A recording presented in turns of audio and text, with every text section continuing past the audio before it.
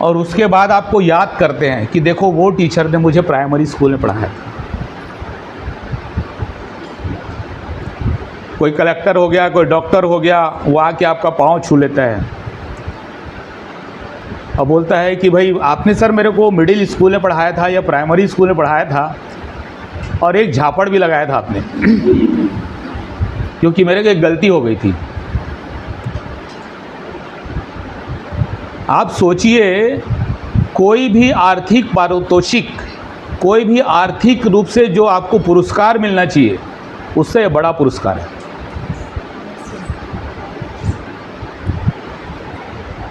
तो आप सभी को बहुत बहुत शुभकामनाएं कि आपने इस जॉब को भले धोखे से भी किया होगा, कई लोगों ने, बहुत सारे लोगों ने इसलिए भी किया होगा कि दूसरी नौकरी नहीं मिल रही है, ऐसा भी होता है। तो जिस कारण से भी यदि आप इस व्यवसाय पे आए हैं, लेकिन काम तो आपको अच्छा ही करना है। तो इसलिए आप सबको बहुत बहुत शुभकामनाएं। एक अच्छे दिशा में आप अग्रसर हुए हैं और आपका जीवन सफल होगा, आपके पुण्य बढ़ेंगे, क्योंकि पैसे कमाने के लिए तो बहुत से धंधे हैं, है कि नहीं। शराब का दुकान खोल लीजिए और कोई चोरी चमारी का दुकान खोल लीजिए, रातों रात अमीर हो जाएंगे भाई। लोगों को ठगिए, अब तो ऑनलाइन भी चल रहे हैं, तो आप देखिए रातों रात आप करोड़पति हो जाएंगे। तो कर तो वो भी सकते थे आप, है ना, लेकिन आपने चुना एक अच्छा रास्ता जो आपको और आपके परिवार को, आपके बच्चों को एक सही दिशा देगा। अब आते हैं विषय पे। हाँ, मैडम ने जैसे कहा था कि हम लोग मेरी जो किताब है, ये एक्चुअल में रिवीज़न है, वो 2007 में जो किताब थी वो रिवाइज़ हुई है। पहले जो था वो 1 साल के सिलेबस पे था, उसमें से काफ़ी चीज़ें हटी और कुछ चीज़ें ऐड हुई। तो उसके बाद 2 साल वाले सिलेबस के लिए फिर से जब सिलेबस आया, उसके बाद फिर ये डॉक्टर रोली तिवारी है, उसके साथ मिल के हमने इसको रिवाइज़ किया। पहले वो मैं सिंगल ऑथर किताब थी मेरी उस समय। तो इसमें काफ़ी आपका जो सिलेबस है, आप लोगों ने बहुत सारी चीज़ें पढ़ लिया होगा और कुछ चीज़ें रह भी गई होगी, है ना। तो कुछ एक बिंदुओं पर हम लोग चर्चा कर पाएंगे क्योंकि समय थोड़ा सा कम है। इसमें जो इसका पहला चैप्टर है वो तो इंट्रोडक्शन है कि मनोविज्ञान क्या होता है, एजुकेशनल साइकोलॉजी। अब एजुकेशनल साइकोलॉजी के बारे में थोड़ा सा बताऊं मैं। मनोविज्ञान जो विषय है ये बहुत नया विषय नहीं है, ये बहुत पुराना विषय नहीं है, नया है। इसकी जर्नी 200 साल की भी नहीं है, बल्कि आप जूलॉजी, बॉटनी, केमिस्ट्री पढ़ेंगे तो ये बहुत हज़ारों साल से पढ़ी जा रही है। बट मनोविज्ञान हार्डली 100-150 साल पुराना है। फिर आप बोलेंगे तब पहले किस में पढ़ा जाता था ये? पहले आपके धर्म शास्त्रों पे पढ़ा जाता था। दूसरा, फिलॉसफी दुनिया का पहला विषय बोलते हैं उसको, दर्शन जो है दुनिया का पहला विषय है। उस समय से चालू है जब अरस्तु और सुकरात हुआ करते थे। पॉलिटिकल साइंस यदि आप पढ़े, उस समय से दर्शन है दुनिया में। और दर्शन तब से है जब मनुष्य की मेघा जागृत हुई, उसमें लोगों दुनिया को जानना सीखा, वही दर्शन था, उसको लोग पढ़ते गए। तो ये पार्ट ऑफ फिलॉसफी था। जब फिलॉसफी के कुछ हिस्से पर प्रयोग हुए और उस प्रयोग वाले हिस्से को अलग किया गया, उस हिस्से को एक नए विषय के रूप में जानने की कोशिश की गई, तब उसको मनोविज्ञान कहा गया। ये 1869 के आसपास की है, जब जर्मनी में पहली प्रयोगशाला मनोविज्ञान की खुली और उसके कुछ दिनों बाद भारत में पहले प्रयोगशाला मनोविज्ञान की कलकत्ता में शुरू हुई। ठीक है। तो मनोविज्ञान के कई विधाएं हैं पढ़ने की। उसमें डेवलपमेंटल साइकोलॉजी है, ऑर्गेनाइजेशनल साइकोलॉजी है, क्लिनिकल साइकोलॉजी है, क्रिमिनल साइकोलॉजी है, बहुत सारी साइकोलॉजी के अलग अलग खंड हैं। उसमें से एक खंड है एजुकेशनल साइकोलॉजी, और एजुकेशनल साइकोलॉजी से पाला आपका पढ़ना है। तो ये पूरा का पूरा जो अपनी जितनी साइकोलॉजी आप पढ़ते हो बीएड वाले, वो साइकोलॉजी का एक छोटा सा हिस्सा पढ़ते हैं, उसके बाद साइकोलॉजी और बड़ी है। तो इसलिए चूँकि मेरा जो झुकाव था वो मनोविज्ञान में था, तो मैंने ओवरऑल मनोविज्ञान, जैसे हम लोग जो पढ़ते हैं तो सभी प्रकार की साइकोलॉजी पढ़ाते हैं, उसका एक एक हिस्सा जो था वो है एजुकेशनल साइकोलॉजी, और वो बीएड में इसलिए पढ़ाई जाती है, बीएड के सिलेबस में इसलिए डाली गई क्योंकि उसमें दो बातें प्रमुख हैं, कैसे पढ़ें और कैसे पढ़ाएं। दो बातों पर वो पूरा सेंट्रलाइज है कि कैसे पढ़ा जाए जिससे हम बेहतर पढ़ सकें, और कैसे पढ़ाया जाए जिससे कि हम बेहतर पढ़ा सकें, और उसी के आधार पर ये पूरा सिलेबस तैयार हुआ है। तो इसमें जो आपका सेकंड जो चैप्टर है वो है डेवलपमेंटल साइकोलॉजी, मानवीय विकास। मानवीय विकास के क्रम पे यदि आप ध्यान देते हैं तो आप सभी जानते हैं कि हर कोई अपने जीवन पे पूरे जीवन काल में एक विकास की यात्रा पर होता है। ये विकास यात्रा शुरू होती है जब आप अपने माता के गर्भ में कंसीव करते हैं, उस दिन से शुरू हो जाती है, जन्म से 9 महीने पहले, क्योंकि आपका डेवलपमेंट तो तब भी हो रहा है ना। तो डेवलपमेंट स्टार्ट होता है जिस दिन आप कंसीव हुए, और 9 महीने आप माँ के गर्भ में विकसित हुए, और उसके बाद दुनिया में आने के बाद विकसित हुए, और तब तक आप विकसित होते गए जब तक आपकी डेथ नहीं हो गई। तो this is the developmental psychology का स्पैन है, डेवलपमेंटल साइकोलॉजी का स्पैन है पूरा। और इसमें जो महत्वपूर्ण स्टेज, इसको एलिजाबेथ हरलॉक ने 11 स्पैन में डिवाइड किया पूरा डेवलपमेंटल साइकोलॉजी को, 11 स्पैन। तो उस 11 स्पैन में सबसे जो महत्वपूर्ण स्टेज है, वैसे वो मेरे स्लाइड में नहीं है, उसमें प्री बर्थ भी एक स्टेज था, जन्म से पहले की अवस्था। वहाँ भी आपका डेवलपमेंट है, आपका मानसिक डेवलपमेंट है, आपका पर्सनालिटी का डेवलपमेंट है। देखिए कितनी नाजुक बातें, आजकल तो प्रेगनेंसी के ड्यूरेशन पे काफ़ी काम हो रहा है कि प्रेगनेंसी के दौरान माता को या उसके परिवार के लोगों को किस किस तरीके से रहना चाहिए कि उस बच्चे का विकास सही हो। इस पर भी चर्चा हो रही है, इस पर तो बड़ी बड़ी किताबें लिखी जा रही है ना, गर्भ संस्कार पे बातें हो रही हैं। तो ये क्यों हो रही है? ये सारी कवायद है उस बच्चे के लिए जो अभी आया नहीं है, उसके लिए। आप लोग सब उसके बारे में बड़ा विज्ञान विकसित हो चुका है। तो वहाँ से लेके आपका जन्म होने के बाद तो होता ही है, फिर चाइल्डहुड हो गया, प्री चाइल्डहुड हो गया, है ना, इन्फेंसी है, और लेट चाइल्डहुड हो गया, प्यूबर्टी हो गया, प्यूबर्टी फिर एडोसेंट है। दिस इज द एडोसेंट के 2 भाग हैं, प्री एडोसेंट एंड लेट एडोसेंट। तो ज़्यादातर जो आपका पाला पढ़ना है स्टूडेंट का, वो पढ़ना है कि चाइल्डहुड एंड एडोसेंट।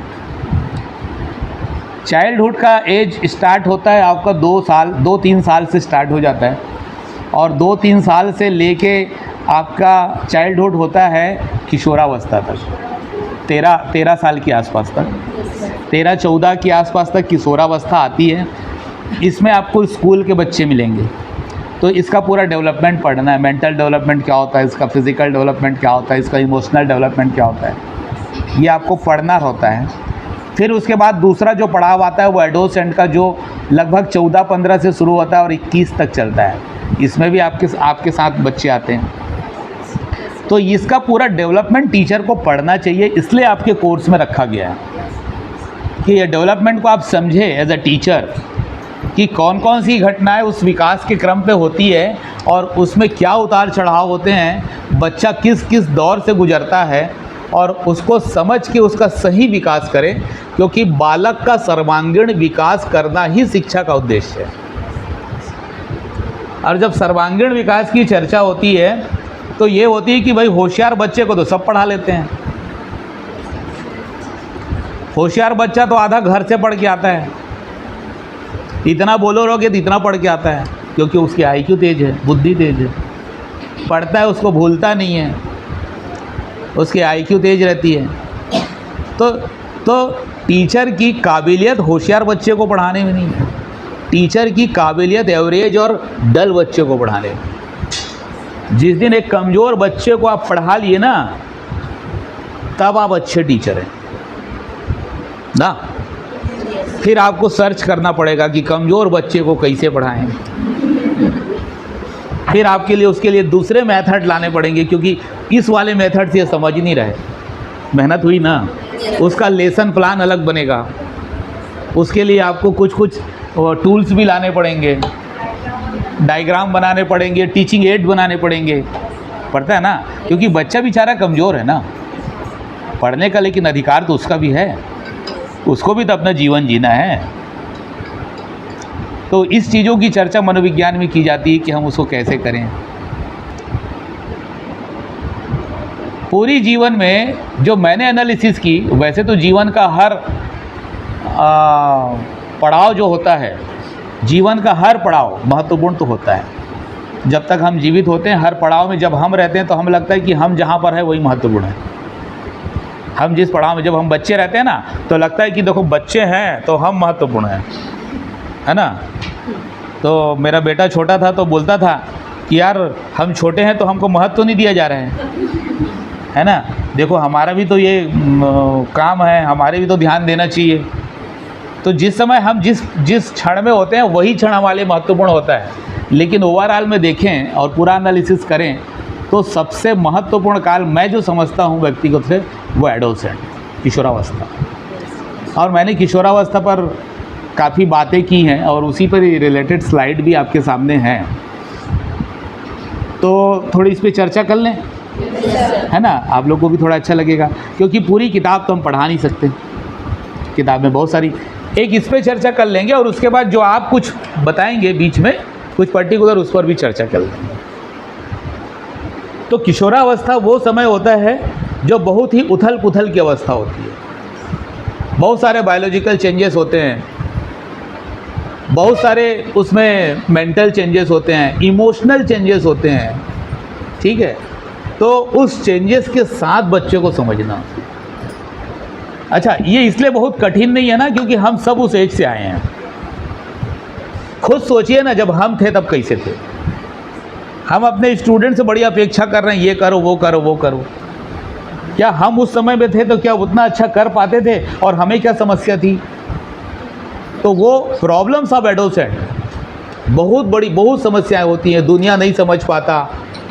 तो क्या क्या प्रॉब्लम्स है, यदि आप देखें प्रॉब्लम्स ऑफ एडोलसेंट क्या है, फिजिकल एंड मेंटल डेवलपमेंट।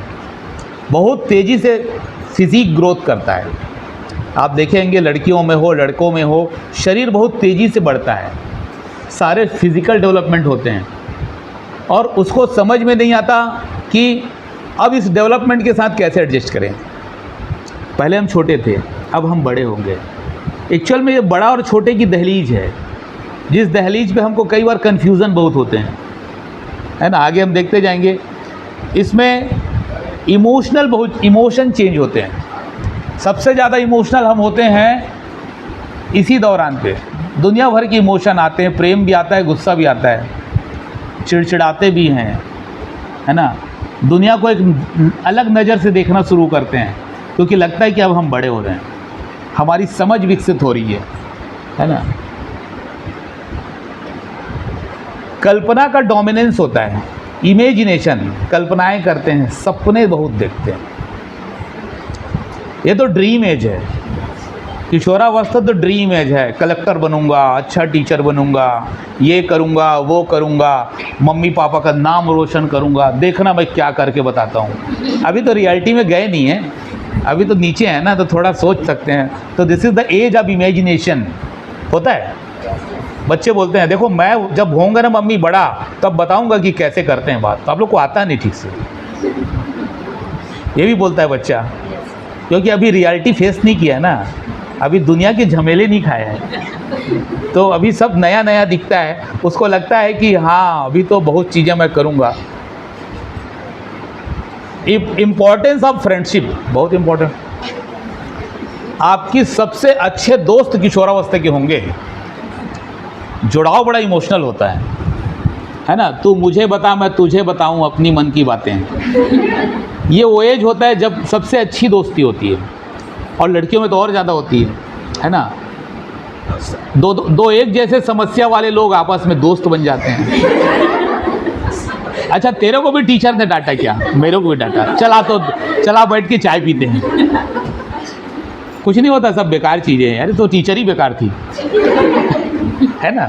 चर्चा होती है दोस्ती बनती है। और देखना, बड़े बड़े अधिकारी कर्मचारी बन जाते हैं, नेता बन जाते हैं, बड़े अभिनेता बन जाते हैं, लेकिन वो अपने स्कूल को नहीं भूलते, वो अपने स्कूल के दोस्तों को नहीं भूलते, है ना। अच्छा, लड़कों की दोस्ती अलग होती है, लड़कियों की अलग होती है। लड़के थोड़े कम हैं, लेकिन मैं बताऊं कि 90% स्टूडेंट अपने जीवन में एक बार सिगरेट यदि पीता है तो डोस नहीं पीता है, मतलब ट्राई करता है ना, बड़ा हो गया ना, बड़े होने का ट्रायल करता है। अभी लड़के हैं, उन लोग जानते होंगे, अभी लड़कियां जानते हैं, है ना, इंक्लूडिंग मी ना, मैं भी तो लड़का हूँ। तो सबसे पहले सिगरेट एडोसेंट में पीते हैं। अब उसके आगे और क्या क्या पी के टेस्ट करते हैं वो मैं नहीं चर्चा करूँगा, है ना। बट जिनको करना होता है वो भी उसी समय कर लेते हैं, ठीक। तो वो क्या होता है, नहीं, वो एक्चुअल में वो नशा नहीं है, ट्रायल है, बड़े होने का ट्रायल है। अभी हम बड़े हो रहे हैं ना, तो टेस्ट करते हैं कि अपन बड़े हुए कि नहीं हुए। तो बड़े तब होंगे ना जब बड़े वाला कंज्यूम करेंगे, कुछ बड़ों वाला कंज्यूम करेंगे तो थोड़ा सा उसको ट्रायल होता है, वो कोई नशा नहीं होता। वो सब करके छोड़ भी देते हैं, जब उनको समझ आती है तो सोचते हैं कि बेकार चीज़ें, छोड़ देते हैं, ट्रायल है। तो ये एक्सपेरिमेंट का भी एज होता है, एज ऑफ एक्सपेरिमेंट्स। करते हैं कि नहीं करते हैं? बहुत सारे लोग करते हैं, है ना। लड़कियां कई बार साड़ी पहन के देखती है कि मम्मी जैसे लग रही हूँ कि नहीं, मम्मी जैसे सुंदर दिखती हूँ कि नहीं। कभी कभी साड़ी भी पहन के देख लेते हैं, है ना। आईना बार बार देखते हैं, कॉस्मेटिक्स यूज़ करते हैं, तो बहुत चेंज आता है। तो ये एक बहुत बड़ा चेंज होता है। फिर ये होता है लैक ऑफ एडजस्टमेंट स्टेबिलिटी, थोड़ा एडजस्टमेंट में समस्या आती है। उसको लगता है कि हम बड़े हो गए, अभी तक मम्मी के साथ सुला रहे हो, कमरा दो अलग से। अब हम बड़े हो गए हैं, हमारा थोड़ा सा प्राइवेसी भी तो होना चाहिए, बोलते हैं कि नहीं, लड़के भी लड़कियाँ। उनको लगता है कि थोड़ा सा हमारा कुछ अलग से टेबल हो, कबाड़ हो, कमरा हो, कुछ हमारी प्राइवेसी हो, कुछ चर्चा हो, बातें हो। अब हम थोड़े बड़े हो गए हैं तो वो थोड़ा सा समायोजन। फिर सब घर में जगह भी नहीं रहती, भाई जिनके पास कमरे हो तो दे दिए, जिसका कमरा नहीं हो क्या देगा। तो थोड़ा एडजस्ट भी करना पड़ता है। तो चलो ठीक है, अब अगला में करते हैं, अभी तो अगले साल मिल जाएगा, इस साल थोड़ा सा भी ये है, कुछ ऐसा समायोजन बहुत करना पड़ता है। तो ये एडजस्टमेंट का एज है। Feeling of freedom and revolt, नई समझ विकसित होती है हमारी कि हम बड़े हुए हैं, और वो समझ विकसित होती है कि थोड़ा सा गलत का विरोध करना है। देखिए, गलत है, इसका विरोध करें। यदि भ्रष्टाचार और देश की कुव्यवस्थाओं के प्रति सबसे ज़्यादा रोष यदि हमारे मन में होता है तो इसी एज में होता है। देखो, देश पूरा बर्बाद कर दिए नेता लोग, है ना, ये ऐसा कर दिया, इतना भ्रष्टाचार बढ़ा हुआ है, ये इसका पैसा खा रहा है, ये इसका कर रहा है। ये बात अलग है, बाद में खुद ही जाके खाएगा, है ना।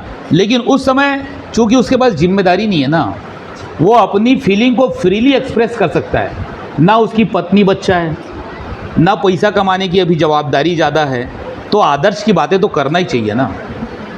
ये सारे आदर्श बाद में ख़त्म होने लगते हैं जब बीवी बोलती है कि टमाटर लेके आओ, जाओ सब्जी के, है ना। तो बोला घर का झमेला, बच्चे का झमेला, नौकरी का झमेला, बॉस का झमेला, जहाँ जाओगे वहाँ झमेला, तब लगता है कि कुछ एडजस्ट कर लिया जाए, है ना। अब इतनी ईमानदारी नहीं चलेगी। मतलब ये लाइफ है ना, जीवन तो ऐसे ही चलता है, कहीं कहीं हम समझौता भी करते हैं, ठीक है। तो ये फीलिंग ऑफ फ्रीडम रिवॉल्ट है। मैच्योरिटी ऑफ सेक्स इंस्टिंक्ट, सभी को मालूम है कि प्यूबर्टी स्टार्ट होता है, हमारे सेक्सुअल हार्मोन्स जो हैं वो डेवलप होते हैं, और वो आपके जीवन में बहुत बड़ा परिवर्तन लाते हैं। लड़कियों को लड़की होने की फीलिंग आती है, लड़कों को लड़के होने की फीलिंग आती है, और उसके जो हार्मोनल डेवलपमेंट है उसकी पूरी पर्सनालिटी को चेंज करते हैं। अपोजिट जेंडर के प्रति उसको अट्रैक्शन फील होता है, और वो लगता है कि दुनिया अब कुछ अलग रंग में दिखने लगी है। मैं कोई नई बात नहीं कर रहा हूँ ना, सब लोग उस जीवन से गुजर के आए हैं, है ना। और वो एक बहुत बड़ी चेंज होती है, और उसका भी आपके जीवन में उतार चढ़ाव होता है, फ्लक्चुएशन होता है, समझ होती है। फीलिंग ऑफ सेल्फ स्टीम, आत्मसम्मान। बच्चे थे तो थोड़ा सुन लेते थे, वो डांट दिया, पापा यदि किसी लड़के को दूसरों के सामने डांट दिए, है ना, अरे यार अब बाहर में दूसरों के सामने, पड़ोसी अंकल के सामने डांट दिया, आप मेरे को घर में बुला के डांटना चाहिए था। इज्जत भी कोई चीज़ होती है, मतलब इज्जत खराब कर दी आप। नहीं, बड़ा हो गया, मैं थोड़ा बच्चा बड़ा हो गया। लड़कियां भी, उनको लगता है कि किसी अन्य के सामने मम्मी ना डांटे, भले घर में आके एक झापड़ मार दे चल जाएगा, लेकिन वो पड़ोस वाली आंटी के सामने बोल दी, आप बताइए इज्जत खराब हो गई है। मेरे फ्रेंड के सामने बोल दिए। आत्मसम्मान हमारा एक बनने लगता है और लगता है कि हमारे भी आत्मसम्मान की सुरक्षा होनी चाहिए। सोचते हैं, ये फीलिंग आती है, छोटे में नहीं आती। बहुत छोटे रहते हैं तो चल जाता है, वहीं रो भी लेंगे, मार भी खा लेंगे, उसके बाद फिर उसके खेलने चले जाएंगे, चल जाता है, उसमें उतनी मान सम्मान नहीं रहता है ना। Faith on God, religion and philosophy of life. थोड़ा थोड़ा जीवन को समझने लगते हैं, थोड़ा थोड़ा जीवन के दर्शन को समझने लगते हैं कि हमें कौन चला रहा है, भगवान कौन है, मम्मी पापा की क्या भूमिका है, चीज़ें कैसी घटित होती है। कुछ कुछ हमको उस बात की फीलिंग आने लगती है। ये वही समय होता है जब हमारा विश्वास विकसित होता है, भगवान पे भी होता है, दर्शन पे भी होता है, दुनिया पे भी होता है।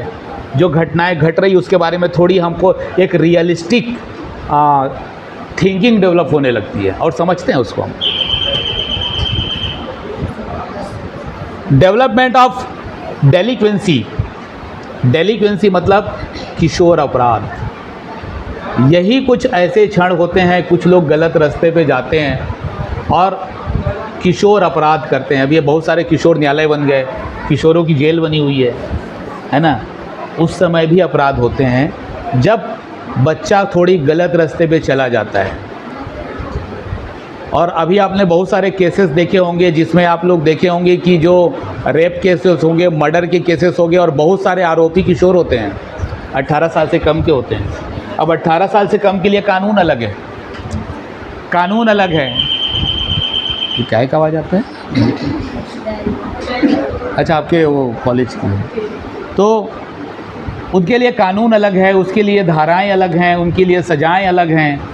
उनको बाल सुधार गृह में भेजा जाता है, जबकि क्राइम वो उतना ही किया होता है, लेकिन ये माना जाता है कि वो पूर्णतः विकसित नहीं था, इसलिए उसको वो सज़ा नहीं मिलेगी जो एडल्ट को मिलनी है। तो डेलिक्वेंसी वहाँ पे डेवलप होती है। बहुत सारे अपराध किशोर अवस्था में भी किए जाते हैं, उसकी एक अलग चर्चा है। Problem of profession selection. ये वो समय होता है जिस समय हमको तय करना है कि हमको क्या बनना है जीवन में।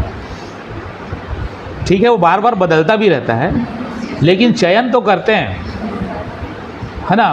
पूछता है अंकल, बाजू वाले अंकल आके पूछते हैं, या पापा के दोस्त हैं कोई आते हैं पूछने, हाँ बेटा क्या करोगे आगे, क्या पढ़ोगे, क्या बनोगे आगे, क्या सोचा है। तुरंत बताते हैं अपन कि मैंने ये सोचा है। ठीक है, वो बाद में नहीं कर पाए वो अलग बात, या कुछ नहीं हो पाए, लेकिन ज़रूर एक तो सपना तो रहता है ना। अपना कैलिबर है तो करेंगे, नहीं हो तो ना कर पाएँ, लेकिन एक इमेज करते हैं।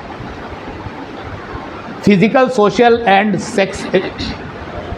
अच्छा, ये आपका ना वो, इसके पीछे जाओ तो, हाँ, ये मैंने बहुत शॉर्ट किया था। ये जो थे कुछ प्रॉब्लम्स हैं, तो ये सब प्रॉब्लम जो होते हैं, तो साइकोलॉजी खाली प्रॉब्लम खड़ा नहीं करता या खाली प्रॉब्लम को आइडेंटिफाई नहीं करता, साइकोलॉजी प्रॉब्लम का सलूशन भी देता है। मतलब प्रश्न खड़ा करना मनोविज्ञान का मकसद नहीं है। मनोविज्ञान का मकसद जो है प्रश्न खड़ा करके उसका समाधान भी करना है। नेक्स्ट में समाधान है, इसमें क्या क्या ऐसी काउंसलिंग की जानी चाहिए जिसके आधार पर हम इन प्रॉब्लम्स को टेकल कर सकें। प्रॉब्लम तो है, नो डाउट प्रॉब्लम है, प्रॉब्लम्स ऑफ एडोलसेंट तो बहुत बड़ा प्रॉब्लम है, लेकिन इसकी कैसे समाधान हो सकता है उस पर चर्चा करें। सबसे पहले physical, social and sex education. शारीरिक विकास कैसे होता है, सामाजिक विकास कैसे होता है, इन सब चीज़ों को, सेक्सुअल डेवलपमेंट क्या होता है, उसमें हार्मोन्स का क्या डेवलपमेंट है, उसमें क्या फिजिकल डेवलपमेंट होते हैं, इसकी व्यवस्थित एजुकेशन की व्यवस्था आपके उसी दौरान होनी चाहिए, चाहे वो स्कूल में हो, चाहे वो घर में हो, या किसी भी सिस्टम में। यदि उसको प्रॉपर एजुकेशन नहीं मिलेगा तो वो दूसरे तरीके से एजुकेशन जानना चाहेगा। This is the age of curiosity. वो एज जो है ना जानने की इच्छा की होती है, वो हर चीज़ जानना चाहता है, हर चीज़ समझना चाहता है, हर चीज़, हर रहस्य जान लेना चाहता है। और इसलिए जब उसको सीधे तरीके से बात नहीं बताई जाएगी तो उसको वो गलत तरीके से भी गेन करने का कोशिश करेगा। और आज तो उसके लिए बहुत ज़्यादा व्यवस्था है। आप यूट्यूब के एज में जी रहे हैं ना। यूट्यूब और व्हाट्सएप तो एक यूनिवर्सिटी से बड़ी एजेंसी हो चुकी है जो आपको दुनिया का सारा सलूशन दे रही है। अब सही है कि गलत मैं नहीं जानता, लेकिन यूट्यूब में है। आज का जो बच्चा है उसको बोलते हैं, जो आज का यंग बच्चा है ना, वो तो यूट्यूब का बच्चा है। अचार का ढक्कन नहीं खुल रहा है, यूट्यूब में देखता है कि how to open the lid up. उसको यूट्यूब बताता है कि ढक्कन कैसे खोलें। तो आप सोच सकते हो कि दुनिया की कोई समस्या नहीं होगी जिसको यूट्यूब में उसका आपको वीडियो ना मिले। मिलता है, लेकिन जितना आसान है उतना ख़तरनाक भी हो। वो रिलायबल सोर्स नहीं है। कई बार सहायता मिलती है, करते भी अच्छा, बहुत कर ही रहे हैं, लेकिन कई बार उसमें उसकी कोई ऑथेंटिसिटी नहीं है कि किसी प्रोफेसर ने डाला है कि किसी रिक्शा चलाने वाले ने डाल दिया है, क्योंकि उसमें तो कोई भी अपलोड कर सकता है ना। एक पान दुकान वाला या रिक्शा चलाने वाला भी यूट्यूब अपलोड कर सकता है और एक प्रोफेसर भी कर सकता है। तो उसका कोई आइडेंटिफिकेशन नहीं है कि किसकी बात मानी जाए, है ना। तो उस समय पे ये एजुकेशन प्रॉपरली लोगों को दिया जाना चाहिए जब उस एज में आते हैं और उसके प्रॉब्लम्स को फेस कर रहे होते हैं, ताकि उसको किसी प्रकार का शंका ना हो, किसी प्रकार की समस्या ना हो। फिर है इंटेलेक्चुअल एक्टिविटी। जो इंटेलेक्चुअल एक्टिविटी है उसमें उसको इन्वॉल्व करना चाहिए। देखिए, ये एनर्जी का एज होता है। एडोसेंट में उसकी मेंटल, फिजिकल और इमोशनल एनर्जी बिल्कुल छलकते रहती है। क्या करें क्या ना करें, उछल कूद मचाया हुआ होता है। वो एनर्जी आपकी जो होती है वो बिल्कुल उबाल मारते रहती है कि हमको ये काम करना है, हमको वो काम करना है। उसको खाली बैठा दो तो पागल हो जाएगा वो, उसको बहुत सारे काम करने होते हैं, एनर्जी बहुत रहती भी है। तो उस इंटेलेक्चुअल एक्टिविटीज़ में इन्वॉल्व करके उसकी एनर्जीज़ को बैलेंस करना चाहिए।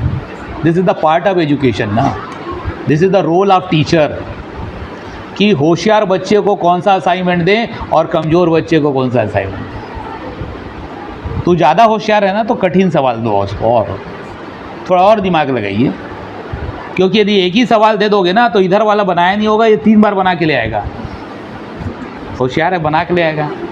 और जो कमज़ोर बच्चे हैं उसको डोमिनेट करेगा, तुम लोग गधे हो, तुम लोग को नहीं आता बनाने, बोलेगा कि नहीं बोलेगा। और इसीलिए क्लासिफिकेशन का इसमें एजुकेशन में दिया हुआ है कि कभी भी बहुत कमज़ोर बच्चे को और बहुत होशियार बच्चे को एक क्लास में ना पढ़ाया जाए।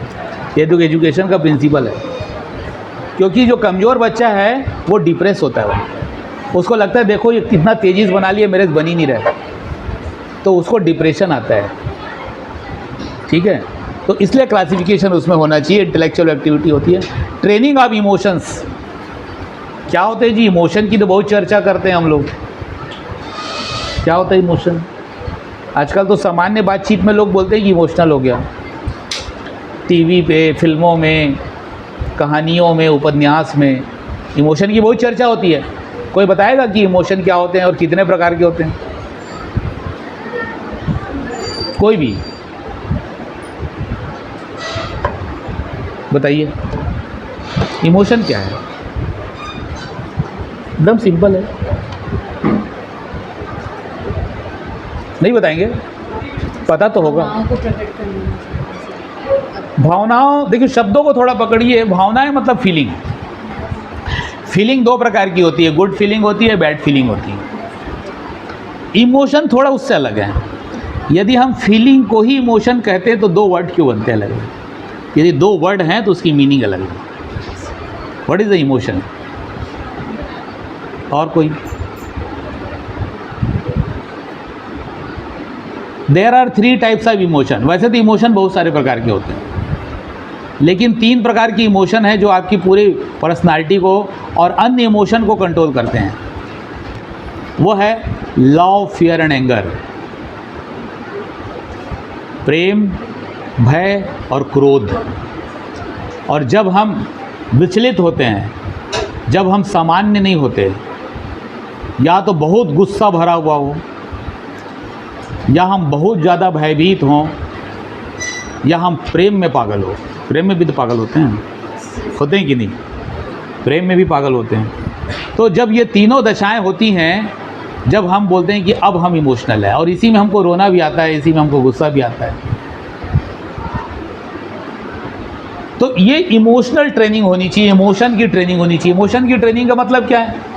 इमोशन की ट्रेनिंग का ये है, अभी तो बात हो रही है इमोशनल इंटेलिजेंस की। अभी इंटेलिजेंस भी आपके कोर्स में है ना? टाइप ऑफ इंटेलिजेंस पढ़े होंगे तो एक टाइप मिला होगा इमोशनल इंटेलिजेंस। कोई बताएगा मुझे इमोशनल इंटेलिजेंस क्या होता है? सबसे पहले एक आपने सुना होगा concrete intelligence, abstract intelligence, social intelligence, then emotional intelligence. और अभी एक नया आ गया आर्टिफिशियल इंटेलिजेंस, जिसको एआई कहते हैं। वो सब जान रहे हैं आप लोग। सभी लोग चैट जीपीटी यूज़ कर रहे हैं, सभी लोग एआई यूज़ कर रहे हैं, वहाँ तक तो पहुँच गए हैं। मैं उसके पहले की बात कर रहा हूँ। इमोशनल इंटेलिजेंस क्या है? ये पार्ट ऑफ इंटेलिजेंस है भाई। और इस दावे के साथ कह रहा हूँ कि जिस व्यक्ति के पास इमोशनल इंटेलिजेंस है वो ज़रूर आगे बढ़ेगा। यदि आपकी कॉन्क्रीट इंटेलिजेंस या एब्स्ट्रैक्ट इंटेलिजेंस थोड़ी कमज़ोर भी हो गई, सोशल इंटेलिजेंस भी महत्वपूर्ण है, लेकिन आज जो सबसे महत्वपूर्ण है वह इमोशनल इंटेलिजेंस। ये आपके रिलेशनशिप को मेंटेन करता है, और रिलेशन ही पैसा है आज। यदि आप बिजनेस कर रहे हो तो जितने ज़्यादा आपके रिलेशनशिप है, आपका बिजनेस बढ़ेगा। कोई भी बिजनेस कर लीजिए, आप टमाटर बेचने के काम से शुरू करिए और सोना चांदी बेचना भी करिए, सब में आपको रिलेशनशिप चाहिए। बिजनेस को फैलाने के लिए रिलेशन चाहिए। जिनके रिलेशन है वहाँ से पैसे हैं, है कि नहीं? अरे मैं तो जानता ही नहीं किससे सामान खरीदूं, किससे बेचूं। जो बिजनेस कम्युनिटी है क्यों आगे बढ़ते रहती हैं? बहुत लोग होंगे उसको अदरवाइज मत लिए जाएगा। बिजनेस कम्युनिटी में जैसे सिंधी है, मारवाड़ी है, गुजराती है, पंजाबी है, यही लोग का बिजनेस क्यों अच्छा चलता है? बाकी लोग क्यों नहीं करते? क्योंकि उनके रिलेशनशिप अच्छे हैं, वो अपने लोगों को लगातार प्रमोट करते हैं, उनके लिंकेज में लोग होते हैं। आपको मालूम ही नहीं सामान कैसे प्रोडक्ट करना है, आपको सामान कैसे खरीदना है, आपको सामान कैसे बेचना है, किसको बेचना है, आपके रिलेशन नहीं है। तो रिलेशनशिप, यदि आप पॉलिटिक्स में चले जाओगे, आजकल नेतागिरी भी तो कैरियर है ना? आपको छोटा सा पंचायत का चुनाव लड़ने से लेके लोकसभा सांसद का चुनाव भी लड़ने, तो आपको रिलेशन तो चाहिए। लोग रहेंगे तो वोट देंगे, लोग आपको जानते नहीं कहाँ से लड़ते हैं। तो रिलेशनशिप को मेंटेन करने के लिए दो चीज़ें बहुत इम्पॉर्टेंट है, एक है सोशल इंटेलिजेंस और है इमोशनल इंटेलिजेंस। चलिए आप में से कोई बताएगा मुझे कि सोशल इंटेलिजेंस क्या होता है और इमोशनल इंटेलिजेंस क्या होता है? नहीं बताएंगे कि नहीं पता है? कोशिश भी कर सकते हैं, कोशिश कर सकते हैं। आप गलत हो सकते हैं क्योंकि आप इस साइड बैठे हैं, स्टूडेंट के साइड। जो स्टूडेंट को गलती करने का अधिकार है और टीचर को उसकी गलती सुधारना पड़ेगा, ये ड्यूटी है उसकी। तो इसलिए स्टूडेंट को तो ट्राई करना चाहिए। कौन बताएगा? इमोशनल इंटेलिजेंस मतलब कि अगर हमें गुस्सा आ रहा है, फियर है या फिर डर फील हो रहा है, तो उसको किस तरीके से एक्सप्रेस करना है वो हमें पता होना चाहिए। और जैसे कि हम एक्सप्रेस कर रहे हैं तो उससे किसी को बुरा भी ना लगे और हमें भी अपनी बात रखने का मौका मिले। ये होती है इमोशनल इंटेलिजेंस मेरे हिसाब से। बहुत बढ़िया, सही बोलो, ताली बजाओ इसके लिए। चलो आप लोग थोड़ा, इसकी आवाज़ थोड़ी सी धीरे थी तो सब लोग नहीं सुन पाए होंगे, है ना? तो मैं बताऊंगा क्या बोला इसने, लेकिन इसने सही बोला, तो इसलिए इसके ताली एक बार इसके लिए। क्या नाम तुम्हारा? रागिनी सिन्हा। हाँ, इसने इमोशनल इंटेलिजेंस बताया, अच्छा बताया। इन्होंने बताया कि इमोशन तो सबके साथ आता है, चीज़ें खराब घटित होती तो गुस्सा सबको आता है। यदि चीज़ें अच्छी घटित हुई या बढ़िया हुआ तो सबको खुशी भी होती है, लेकिन आप उसका एक्सप्रेशन कैसे करेंगे? एक उदाहरण से मैं अक्सर आपको बताने की कोशिश करता हूँ कि आप किसी की मैयत में गए हो, कोई मर गया किसी घर में, किसी के घर में कोई मर, अभी आदमी के घर में तो लोग पैदा भी होते हैं मरते भी हैं, तो किसी घर में कोई आदमी मर गया, सारे लोग रो रहे हैं, पूरा मातम का माहौल है, सारे लोग गए वहाँ, आप गए हो, आप भी जाना पड़ा, गए हो वहाँ, आपको किसी सरदार जी का चुटकुला याद आ जाए तो क्या जोर जोर से हंसेंगे, है ना? You will have to control ना, आपको कंट्रोल करना पड़ता है ना। वहाँ कोई हंसी की बात भी घटित हो जाए तो भी आप हंसते हैं क्या? नहीं हंसते, मैनेज करना पड़ता है आपने को। क्यों? This is the emotional intelligence, कि आप अपने इमोशन को कैसे मैनेज करते हैं, आप अपने इमोशन को कितना एक्सप्रेस करते हैं, कितना हाइड कर जाते हैं। This is the emotional management. ये जो आदमी करने में माहिर होता है उसके रिलेशनशिप बहुत तगड़े होते हैं, रिलेशनशिप ब्रेक नहीं होते। आपको बहुत गुस्सा आ रहा है जी किसी ऊपर, ऐसा लग रहा है कि उसको पटक पटक के मारे, इतना गुस्सा आ रहा है, लेकिन आप गुस्सा नहीं किए उसके ऊपर, आप उसको मैनेज किए, आप उसको दूसरे तरीके से टैकल किए उसको, तो मैनेजमेंट है ना। ये हर कोई नहीं कर सकता। जब बहुत गुस्सा आता है तो आदमी कंट्रोल नहीं कर पाता है क्या? तो ये आप जब अपने इमोशन को मैनेज करने लगे हैं तो आप इमोशनली इंटेलिजेंस हैं, और इसमें जो माहिर होते हैं वो बहुत बड़े बड़े एक्टर बनते हैं। जितने भी एक्टर होते हैं वो सब इमोशनली बहुत इंटेलिजेंट होते हैं कि नहीं? खुद भी रोते हैं स्क्रीन पे और देखने वालों को रुला जाते हैं। सबको मालूम है कि फिल्म में जो हो रहा है वो नाटक है, कोई मरा नहीं है ना कोई इसमें वो नहीं है, तो आंसू लोगों के थिएटर में आंसू निकलते रहते हैं, देखते हैं, जबकि सबको मालूम है कि झूठा नाटक है जी, ये कुछ नहीं है इसमें। लेकिन आप कितने लोगों को थिएटर में आंसू पोंछते हुए देखे होंगे? आपको देखा है? रुला दिया ना आपको, नाटक ने रुला दिया। क्यों? क्योंकि वो इमोशन को मैनेज कर रहा है, इमोशनल मैनेजमेंट उसके पास है, और लोगों को वो रुलाना भी जानता है, लोगों को हंसाना भी जानता है। तो ये कला जिसके पास है थोड़े ज़्यादा में, इसको बोलते हैं इमोशनल इंटेलिजेंस। सोशल इंटेलिजेंस होता है रिलेशनशिप मेंटेन करना, लोगों से दोस्ती करना। कुछ लोग ऐसे होते हैं कई दिनों तक साथ में हैं लेकिन एक दूसरे का नाम नहीं पूछे, साथ में आ रहे हैं जा रहे हैं, नाम नहीं पूछे, कहाँ रहते हो नहीं पूछे हो, क्या परिवार में है नहीं पूछे हैं। और कई लोग जो होते हैं ना, ट्रेन की 4 घंटे की जर्नी में पूरा दोस्ती बना लेते हैं, उसके बाद घर आना जाना भी चलेगा, फिर त्यौहार व्यवहार में भी आ जाएंगे, तो आना फिर घर आना ज़रूर है नहीं, दोस्ती कर लिए 15 मिनट 20 मिनट में दोस्ती कर लेते हैं लोग, और ऐसी दोस्ती जो सालों चल जाती है। क्यों? रिलेशनशिप बनाना आता है ना उसको, दोस्ती करना आता है। मैं क्या बात उसको बोलूं कि वो मेरे ऊपर इंटरेस्ट ले, दिस इज़ द इमोशन। मैं उसको क्या संबोधन करूं? आप एक बड़ी उम्र की महिला को दीदी भी बोल सकते हो और आंटी भी बोल सकते हो, क्या अच्छा लगेगा उसको? ये तो इंटेलिजेंसी है ना। क्या बोलना है आपको तय करना है, क्या बोलना है आपको तय करना है। तो ये हम क्या बोलें उसको कि उसको बात अच्छी लगे, कैसे हम लोगों की तारीफ़ करें, क्योंकि तारीफ़ तो हर किसी को पसंद है ना। वो भले कैसी भी दिखती हो, आप उसको ज़रूर बोलिए आप बहुत अच्छे लग रहे हैं, आप अच्छा ही लगेगा उसको, ख़राब थोड़ी लगेगा, है ना। थोड़ी सी रियलिस्टिक होनी चाहिए, इतना झूठा भी ना बोल दीजिए कि लोगों को लगे कि मेरे ऊपर टांट मार रहा है। मतलब एक रियलिस्टिक भी होना चाहिए, उस पर थोड़ा सा रिफरेंस भी होना चाहिए, किस लिए आप अच्छा लग रहे हो, उसकी शर्ट अच्छी लग रही है कि साड़ी अच्छी लग रही है कि आज उसकी हेयर स्टाइल अच्छी है, तो बोल सकते हो ना, अच्छी बात है। तो खुश अच्छा लगता है लोगों को। दुनिया में कोई आदमी नहीं होगा जिसको अपनी तारीफ़ पसंद ना होगी, सबको अच्छा लगता है कि नहीं लगता है ना।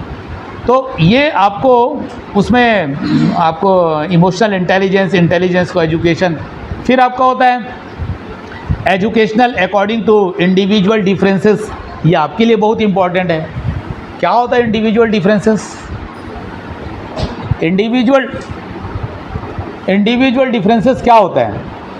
दुनिया में भगवान ने सभी लोगों को एक जैसा नहीं बनाया। यदि भगवान चाहते, भगवान तो भाई अब कुछ भी कर सकते हैं, जब पूरी सृष्टि के रचनाकार हैं वो, तो वो चाहते तो सबको अमिताभ बच्चन भी बना सकते थे या सभी को ऐश्वर्या राय बना सकते थे, लेकिन बनाया तो नहीं उसने। सब लोगों को अलग अलग शरीर दिए, अलग अलग चेहरा दिए, अलग अलग कलर दिए, अलग अलग बुद्धि दिए, अलग अलग इमोशन दिए, अलग अलग पर्सनालिटी दिए। This is the individual differences. और इंडिविजुअल डिफरेंसेस के अकॉर्डिंग एजुकेशन होना चाहिए। जिसको जो समझ में आता है ना उसको वही समझाइए। आपको मालूम है इसको गणित नहीं बनता, क्यों इसका सिर फोड़ रहे हो आप? छोड़ दीजिए, फुटबॉल खेलने दीजिए, कुछ नहीं होता है। फुटबॉल खेलने में भी कैरियर है कि नहीं? तो भाई आप जिसको मालूम है इससे गणित नहीं बनेगा, क्लास में 1 घंटे नहीं बैठ सकता है, खेलने दीजिए ना उसको। जाए अपना क्रिकेट खेले, फुटबॉल खेले, उसमें भी कैरियर है। तो जिसमें जो पोटेंशियल है ना उसके अकॉर्डिंग एजुकेशन होना चाहिए। सबको आप एक डंडे से मत हाँकिए, सबके लिए एक सिलेबस मत बनाइए, सबके लिए एक परीक्षा मत रखिए, क्योंकि भगवान ने तो लोग अलग अलग बना दिए। बनाए कि नहीं बनाए? तो इसलिए कहा जाता है education according to individual differences, this is the best education. तो सबको एक सवाल दे दिए, इससे नहीं बना, इससे बन गया, और इसी के सामने इसको डांट रहे हो, तो गलत है ना भाई। नहीं बनाया, वो बदमाशी किया, उसने ट्राई नहीं किया, ये अलग विषय हो सकता है, लेकिन उससे बना नहीं, ये एक अलग विषय है। सबसे सब नहीं बनता जी। सबसे सब बन जाते हैं ना तो फिर बात ही अलग थी। सबसे सब काम होता भी नहीं है। तो जो होता है वो कराएं, जो नहीं होता है उसका उपाय ढूंढिए। This is the education according to individual differences. Individual differences किस में होता है? सबकी बुद्धि अलग अलग है, सबकी रुचि अलग अलग है, सबका फिजिकल स्ट्रेंथ अलग है, सबका मेंटल स्ट्रेंथ अलग है, सबकी पर्सनालिटी अलग है, सबका चरित्र अलग है। सभी लोग बराबर ईमानदार नहीं होंगे ना सभी बराबर धैर्यवान नहीं होंगे। कोई आपकी बात सुन लेगा और चला जाएगा, कोई आपकी बात सुन के आपके ऊपर भड़क भी सकता है। सभी लोग बराबर धैर्यवान नहीं होंगे ना। तो आप उसके अकॉर्डिंग एजुकेशन देना है आपको। ये बेस्ट एजुकेशन होता है, यही आपको इंडिविजुअल डिफरेंसेस के हिसाब से देने चाहिए। Vocational and educational guidance. Career guidance पे मैं बहुत सारे लेक्चर दिया हूँ। कैरियर गाइडेंस पे हम लोग को बुलाते हैं, हम लोग को। तो जो 10वीं 11वीं के बच्चे होते हैं, जो 10वीं 11वीं पढ़े होते हैं, उनको लगता है कि कैरियर चूज़ करना है, कैसे करें? ये एक बहुत बड़ा विषय है कैरियर गाइडेंस। सही समय पर सही मार्गदर्शन नहीं होने से अच्छे और ब्राइट बच्चे भी अपना रास्ता गलत चुन लेते हैं। भाई आपको सबसे पहले ये देखना ना मेरी पर्सनालिटी क्या है। नहीं, वो पड़ोस वाले अंकल का बेटा जो है ना वो पायलट बना, भाई पायलट बनूंगा। भाई तुम देख तो लो, पायलट बनने का सब कुछ है नहीं तुम्हारे में। पता चला छत से झांकने में डर लग रहा है, अब बोलता है पायलट बनूंगा। भाई ऊपर 4 मंजिल छत से झांकने बोलो तो डर लगता है उसको, और बोलता है पायलट बनूंगा। ये तो ठीक नहीं है ना। फिर आप कैसे चलाओगे प्लेन? तो हर किसी को हर चीज़ के लिए वो नहीं बना है, उसको ये खोजना है कि वो किस चीज़ के लिए बना है। और ये आत्मावलोकन का विषय है। कैरियर गाइडेंस करने वाला आपको ये कभी नहीं बताएगा कि आप कलेक्टर बन सकते हो। कैरियर गाइडेंस सही वो होता है जो आपको अपने आप को झांकना सिखाए, जो अपने आप को एसेस करना सिखाए, जो अपने आप का आकलन करना सिखाए, क्योंकि आप ही वो व्यक्ति है जो सबसे ज़्यादा अपने आप को जानते हो। मैं नहीं जान सकता। दुनिया का कोई साइकोलॉजिस्ट बुला लो आप, वो आपको पूरा नहीं जान सकता जितना कि आप जानते हैं। आपके मम्मी पापा आपको उतना नहीं जानते जितना आप जानते हो, क्योंकि कई बातें ऐसी भी हैं अपने बारे में जो सिर्फ मैं जानता हूँ, मेरे मम्मी पापा नहीं जानते। तो फिर आप ही वो व्यक्ति हैं जो अपने बारे में सबसे ज़्यादा जानते हैं, अपने माइनस को जानते हैं, अपने प्लस को जानते हैं। कई बार तो हम अपना माइनस बताते नहीं ना, थोड़ी बताते हैं मेरे को ये नहीं आता, मेरे को नहीं आता। हम हमेशा यही बताते हैं कि मेरे को क्या आता है, मेरे को क्या आता है। कोई दुनिया में थोड़ी बताने घूमते रहता है कि मेरे को ये नहीं आता, लेकिन जानते तो है ना, हम तो जानते हैं ना। तो जब भी हम निर्णय करें तो माइनस और प्लस को देख के करें, और क्या माइनस है और क्या प्लस है उसकी वैज्ञानिक परीक्षण करें। और साइकोलॉजी में जितने टेस्ट है ना वो यही करता है, वो बताता है आपकी IQ का लेवल क्या है। यदि आपकी IQ एवरेज है या एवरेज से कम है तो छोड़ दीजिए सपना आईएएस क्रॉस करने का, बहुत बुद्धि चाहिए। यदि आप 10वीं पढ़ते हुए आपने आईक्यू टेस्ट कराया, आपकी आईक्यू बिलो एवरेज है, तो आप छोड़ दीजिए सपना कि आप बहुत बड़े डॉक्टर या इंजीनियर बन सकते हैं, कि उसकी जो प्रतिस्पर्धा है आज, उसमें बड़ा कंपटीशन है और हर कंपटीशन आईक्यू की डिमांड करता है। आईक्यू चाहिए। क्यों स्पॉइल कर रहे हो अपने माँ बाप का पैसा, अपनी एनर्जी, अपना समय? और भी राहें हैं जीवन में, राह और भी बहुत सारी। मैं किसी को डिस्करेज नहीं कर रहा हूँ। यदि मेरे पैर की हड्डी में प्रॉब्लम है, क्या मैं दुनिया का बहुत अच्छा फुटबॉलर बन सकता हूँ? बार बार रुलाएगी नहीं वो हड्डी। जो फिजिकल लिमिटेशन है, जो मेंटल लिमिटेशन है, और मैं जानता हूँ, मैंने चेक किया हुआ है, क्यों सपने धोखे में घूम रहा हूँ मैं, और क्यों लोगों को धोखे में रखा हुआ हूँ। फेस द रियलिटी ना, एक्सेप्ट योरसेल्फ, अपने आप को स्वीकार कर लीजिए, और जितना मिला है, जितना भगवान में दिया है, उस पर बेहतर करिए। क्या नहीं दिया उस पर सोचने का विषय नहीं आपका। बहुत लोगों को भगवान ने बहुत चीज़ें नहीं दी ना, आपको ये सोचने का समय है कि उसने आपको क्या दिया और उसको आप कैसे बेहतर कर सकते हो। यही जीवन है, और यही लोग करते हैं, यही लोग करते हैं। ठीक है, तो उसका आत्म एनालिसिस करना, आत्म अवलोकन करना, अपने आप को समझना, ये बहुत ज़रूरी है। दूसरों की बुराइयां ढूंढने में समय जाया ना करें। इसको ये नहीं आता, इसको तो ये जमता ही नहीं, ये तो इसके लायक नहीं है। भाई अपना देख लो पहले कि हम किसके लायक हैं। हम लोग 90% समय इस बात में गंवा देते हैं कि दूसरों की इधर उधर करने में, दूसरों की बातें करने में, दूसरों को ये नहीं आता, वो नहीं आता, देखो कितना गंदा काम किया उसने। कोई मतलब नहीं है, उससे कुछ मिलेगा नहीं आपको। अपने बारे में सोचिए तो आपको कुछ मिलेगा, कुछ कर पाएंगे आप। वहाँ आप टाइम को इन्वेस्ट करिए, अपने आप को चेक करिए कि आप क्या बेहतर कर सकते हैं। ठीक है, फिर लास्ट है आपका मॉरल एजुकेशन। इससे मैं अपनी समाप्त करूंगा। ये मेरे लिए बहुत ही संजीदा टॉपिक है मॉरल एजुकेशन, और ये एजुकेशन की दुनिया में सबसे बड़ा पड़ाव है, वो है चरित्र निर्माण। डॉक्टर बना सकते हैं आप, इंजीनियर बना सकते हैं, टीचर ही तो बनाते हैं सबको। टीचर, कोई ना कोई टीचर पढ़ाया हुआ तब तो डॉक्टर बनता है, इंजीनियर बनता है, तो टीचर ही तो सब कुछ बनाता है। तो आप सब बना सकते हैं, लेकिन आपका बनाया हुआ सबसे अच्छी कृति वो है जब आप किसी का चरित्र बनाते हैं। मैं तो बोलता हूँ कि एक शिक्षक की सबसे बड़ी भूमिका अपने स्टूडेंट का चरित्र निर्माण है। बहुत अच्छा डॉक्टर बना दिए, लेकिन चरित्र अच्छा नहीं हुआ तो लोगों के साथ न्याय नहीं करेगा, बेवजह के ऑपरेशन करेगा, बेवजह की गलत दवाइयाँ देगा, अपने नर्सिंग होम के पैसे बढ़ाएगा, लोगों को गलत दवाइयाँ लिखेगा, कमीशन की दवाइयाँ खाएगा, अनावश्यक ऑपरेशन करके पैसे लेगा, क्योंकि चरित्र अच्छा नहीं है उसका। तो ऐसा डॉक्टर किस काम का? अच्छा डॉक्टर हो सकता है, लेकिन चरित्र तो खराब है। ठीक है, इंजीनियर बना दिए तो पुल गिराएगा, रोड खराब करेगा, घर में गलत सीमेंट लगाएगा, और भी कुछ करेगा।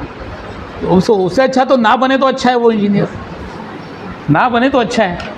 तो सबसे महत्वपूर्ण है राष्ट्र निर्माण के लिए, वो है व्यक्ति निर्माण। व्यक्ति का निर्माण होगा तब राष्ट्र का निर्माण होगा, क्योंकि राष्ट्र व्यक्ति से बनता है। इसलिए शिक्षक का सबसे महत्वपूर्ण जो दायित्व है वो है चरित्र निर्माण। और चरित्र का निर्माण तब कर सकते हैं जब आपका चरित्र भी सही हो। झूठे व्यक्ति से कोई प्रवचन नहीं सुनता है क्या? एक अच्छा शिक्षक वही है जो जिस चरित्र को सिखाना चाहता है उस चरित्र को धारण करके आए हो।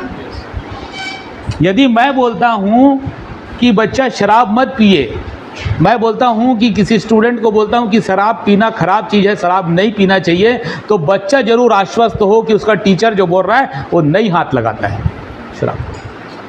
लेकिन उसको यदि कहाँ से पता चल गया कि फलानी पार्टी में सर भी थोड़ा लिए थे, है ना, आप गला काट के रख दो उसको, कितना भी बात कर लो आप, वो आपकी बात नहीं मानेगा, ये फालतू बात करता है बोलेगा, हमें ज्ञान दे रहा है बोलेगा। कितनी ज्ञान की बात कर लो, कोई मतलब नहीं है यदि उस चरित्र से ना आ रहा हो। तो शिक्षक का सबसे महत्वपूर्ण विषय होता है जो चरित्र वो बनाना चाहता है दूसरों में, उस चरित्र का निर्माण वो खुद में भी करे तो ज़रूर वो बना पाएगा। और उसको फिर बहुत बोलने की ज़रूरत नहीं है, खड़ा भी हो गया तो बहुत है। यदि किसी चरित्रवान शिक्षक जो है वो आपके सामने खड़ा भी हो गया तो वो आपको सिखाने के लिए बहुत है, उसको ज़्यादा बोलने की भी ज़रूरत नहीं है, क्योंकि उसका जीवन ही शिक्षा है। आप तो उसको देख रहे हो ना, घर में क्या करते हैं मम्मी पापा, बोले कि देखो छोटे बच्चे हो आप, रात रात तक घूमना ठीक नहीं है, ये वाली फिल्म देखना ठीक नहीं है, इस प्रकार से खाना पीना पार्टी करना ठीक नहीं है। अब खुद कर रहा है ना, तो बच्चा क्या समझता है, देखो यार खुद तो करता है, मम्मी पापा को हमें ज्ञान दे रहा है। तो डर, जब तक वो डरेगा, जब तक वो छोटा रहेगा, जब तक उसे पापा से पैसे चाहिए, तब तक वो हाव बोलता है। लेकिन जिस दिन वो खुद थोड़ा कमाना शुरू कर लेता है, जब लगता है कि अब मैं बड़ा हो गया हूँ, तो उस बात की अवहेलना करके वही करता है जो उसके पापा कर रहे थे। क्यों? क्योंकि अब तो आप रोक नहीं सकते मेरे को, अपने पैसे से कर रहा हूँ, गलत काम कर रहा हूँ, अपने पैसे से कर रहा हूँ। तो वो उसका चरित्र निर्माण नहीं हुआ ना, आपने खाली उसको तब तक रोक के रखा जब तक वो आप पर निर्भर था, उसने आपको रुका नहीं था, वो रुकने का अनुभव रोल कर रहा था, भूमिका कर रहा था, लग रहा था कि वो अभी नहीं कर रहा है, लेकिन उसका चरित्र निर्माण नहीं हुआ। तो आप माता पिता भी हो सकते हैं या टीचर, दो ही तो उसके बड़े गार्जियन होते हैं। आप बहुत अच्छा डॉक्टर नहीं बनाए चलेगा, बहुत अच्छा इंजीनियर नहीं बनाए, बहुत पैसा कमाने वाला कॉरपोरेटर नहीं बनाया तो चलेगा, लेकिन एक चरित्रवान बच्चा जो है वो ज़रूर आपका भी कल्याण करेगा, अपने देश का भी कल्याण करेगा। तो इस बात में कभी आप समझौता ना करें, ना ही पेरेंट्स के रूप में, ना ही टीचर के रूप में। कोशिश करें, ठीक है, सब कुछ हम लोग नहीं कर सकते, कुछ हमारी भी लिमिटेशंस होती हैं, तो आप ये ज़रूर कोशिश करें कि कुछ चीज़ें आप भी धारण करें और लोगों को धारण करने के लिए प्रेरित करें। एक बहुत अच्छा उदाहरण मैं आपको बता रहा हूँ। मैंने 2018 में यूजीसी का एक मेरे को सेमिनार मिला था, मैं कवर्धा पीजी कॉलेज में प्रोफेसर था 2018 में, और मेरे को यूजीसी पे एक मेरे सेमिनार करने के लिए 1 लाख रुपया पैसा मिला था, और वो मेरा टॉपिक था ड्रग एब्यूज़। ड्रग एब्यूज़ पे जो नशा करते हैं लोग, उस नशा करने के साइकोलॉजिकल एस्पेक्ट पे, उसके मॉरल एस्पेक्ट पे एक रिसर्च करना था। उसमें बहुत सारे लोगों ने बड़े बड़े भाषण दिए कि नशा में क्या खराबी होती है, नशा में क्या क्या नुकसान होता है, नशा को छोड़ने के क्या क्या तरीके हैं, और भी गलत आदतें हमारी होती है वो क्या क्या चीज़ें, ठीक है। और जितने लोग बोले होंगे उसमें से आधे से ज़्यादा लोग भी कभी ना कभी लेते रहे होंगे, ठीक है। वो प्रभाव उतना नहीं पड़ेगा, उस व्यक्ति का जरूर प्रभाव पड़ेगा जो स्वयं नहीं लेता, जो जाके मंच पे बोल रहा है और खुद नहीं करता, वो खुद मिसाल हो, वो जिस कॉन्फिडेंस से बोलेगा कि बेटा ये करना गलत है, ये गलत है, उसके कॉन्फिडेंस में और उसका उपयोग करके बोलने वाले के कॉन्फिडेंस से फ़र्क आता है। और ना केवल इसमें थोड़ी सी स्पिरिचुअल बात भी कहूँगा, बात उसी की लगती है जिसमें खुद में पवित्रता होती है।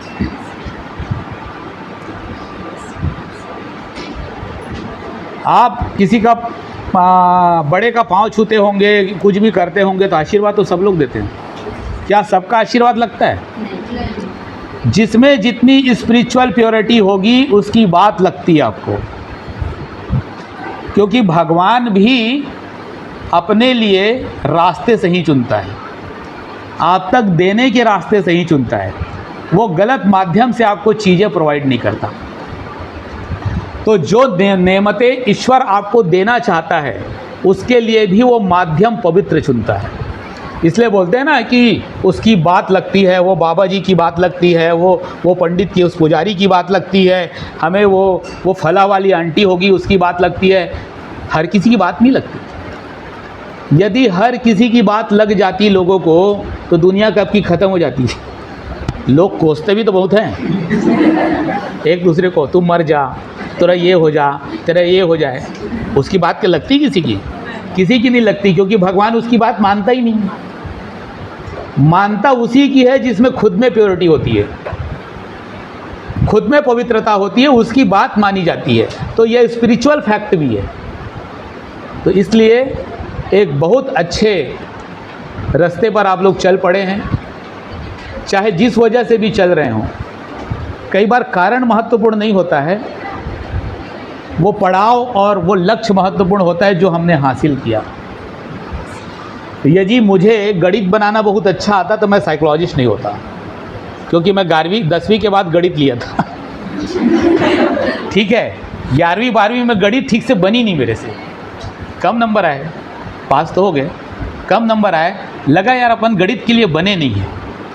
तो फिर खोज चालू हुई, आत्मावलोकन शुरू हुआ, तब हमको लगा कि हमको कुछ अलग पढ़ना चाहिए, और अलग पढ़ने के लिए BA साइकोलॉजी कर लिए। ठीक है, तो यदि हम गणित पढ़े होते तो हो सकता है कि बाबू ना बन पाते, है ना, लेकिन साइकोलॉजी पढ़ लिए तो आज प्रोफेसर बन गए। तो इसीलिए आपको खोजना है कि भगवान ने आपको किसके लिए बनाया। बच्चों को भी वो अवसर देना है, क्योंकि एक न एक चीज़ ज़रूर उसने आपके अंदर डाला होता है, जो आप समझ जाएं तो दुनिया में फतह कर सकते हो।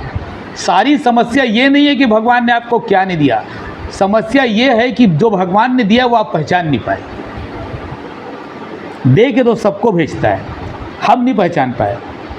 सारा जीवन इस बात में घटा दिए कि ये नहीं मिला, वो नहीं मिला। हमने अपने अंदर के उस गुण को नहीं देख पाए जो कि हमको उस चीज़ के लिए दिया था भगवान ने, कि हम सब पे राज करते। तो इस बात के साथ कि आप लोग खोजिए अपने लिए, अपने बच्चों के लिए, अपने स्टूडेंट के लिए, या जिसका भी भला करना चाहते हैं उनके लिए खोजिए कि वो रास्ता कौन सा है, और यही जीवन की खोज है। तो आप सब ने बड़ी संजीदगी से मेरी बात सुनी। हम लोग बहुत क्लास में पढ़ते हैं, और मैं लोगों के चेहरे भी पढ़ता हूँ, थोड़ा थोड़ा आंखें भी पढ़ता हूँ। तो अभी जितने लोग जैसे यहाँ पे बैठे हुए हैं, मैं सबके आंखें पढ़ रहा हूँ, सबके चेहरे पढ़ रहा हूँ, सबकी बॉडी लैंग्वेज पढ़ रहा हूँ।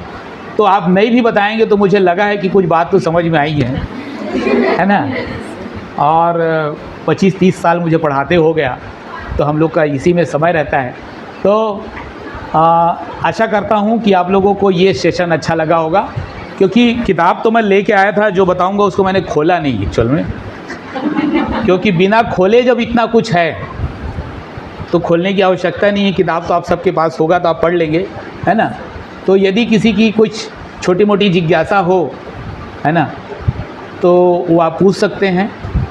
और मैडम को बहुत बहुत धन्यवाद कि उन्होंने मुझे भी ऐसा अवसर दिया कुछ नए लोगों से मिलने का, क्योंकि मैं अपने क्लास में बच्चों को तो पढ़ाते ही रहता हूँ, जो हमारे बच्चे होते हैं क्लास के।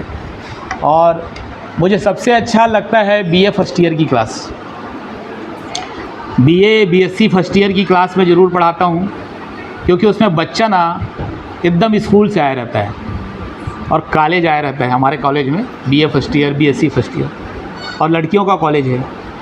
तो उस समय ना मेरे को वहाँ पर हिट करना बड़ा ज़बरदस्त लगता है, और वो जो बात पकड़ पाते हैं, क्योंकि वहीं पर उसका कैरेक्टर ग्रूम हो रहा है, वहीं से वो छोटा से बड़ा हो रहा है, स्कूल से कॉलेज पहुँचा, दुनिया को नई तरीके से देखना सीख रहा है। तो उन लोग को बोल के रखा होता हूँ कि मैं भूल जाता हूँ तो मेरे को बुला के ले जाया करो।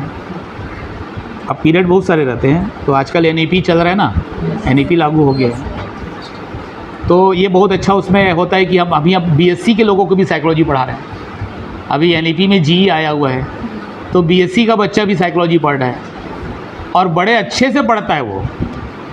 BA के बच्चे से BSc का बच्चा ज़्यादा अच्छे से साइकोलॉजी पढ़ता है, क्योंकि उसकी IQ तो थोड़ी तेज़ होती है। BSc का बच्चा थोड़ा ब्राइट तो होता है, और उसकी जो समझ होती है वो, और साइकोलॉजी समझने के लिए थोड़ी डेप्थ तो चाहिए।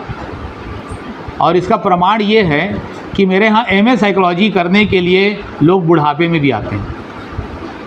अभी लास्ट ईयर एक 50 साल के लेडीज़ ने एमए साइकोलॉजी किया। 50 साल, 60 साल, 70 साल लोग अपना आधे से ज़्यादा जीवन जी लेते हैं, तब लगता है कि अब साइकोलॉजी पढ़ना था। पढ़ नहीं पाए तो क्या करें, कोई और दूसरा काम धंधा करते रहे।